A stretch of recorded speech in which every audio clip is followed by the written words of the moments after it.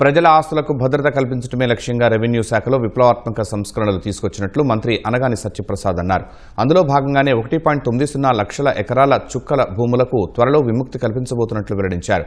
కొన్నేళ్లుగా ప్రజలు ఎదుర్కొంటున్న సమస్యకు పరిష్కారం చూపబోతున్నట్లు తెలిపారు. రెవెన్యూ శాఖలో గత 2 ఏళ్లలో అమలు చేసిన సంస్కరణలు, సాధించిన లక్ష్యాల గురించి సచివాలయంలో నిర్వహించిన విలేకరుల సమావేశంలో వివరించారు. 2 ఏళ్లలో ఎన్నో సంస్కరణలు తీసుకొచ్చామని చెప్పారు. గత ప్రభుత్వం భూముల యాజమాన్య హక్కులపై ప్రజల్లో అనిశ్చితి కల్పించిందని, ఆ సందేహాలను పూర్తిగా తొలగించి భూమిపై ప్రజల విశ్వాసాన్ని పునరుద్ధరించేలా కూటమి ప్రభుత్వం పనిచేస్తోందని తెలిపారు.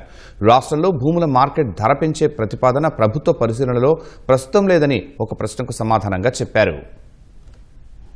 15 రోజుల్లో ఏదైతే చుక్కల భూమి ఉందో 1,90,000 అవి కూడా 100% రిలీజ్ చేద్దామని చెప్పేసి కూడా, ఎందుకంటే అన్ని కూడా ఎంక్వైరీ చేస్తా ఉన్నాం. దాంతోపాటు ఏదైతే ఎప్పటి నుంచో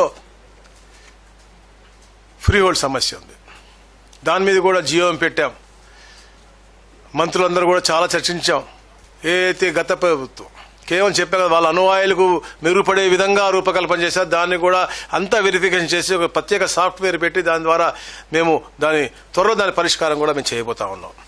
అలాగే గ్రామ కంటాల్లో ఏదైతే ఇళ్ల సమస్య ఉంది, ఎప్పటి నుంచో ఉంది, ఇళ్ల స్థలాల రిజిస్ట్రేషన్ కానీ, ఇది కూడా ఒక చరిత్ర. ఇప్పుడు కూడా ఎవరు ఆలోచించలేదు, ఇప్పుడు ఇబ్బంది పడతా ఉన్నారు. వాళ్ళకు కూడా ఇళ్లకు రిజిస్ట్రేషన్ చేసుకునే విధంగా ఈ అవకాశం కల్పించాం.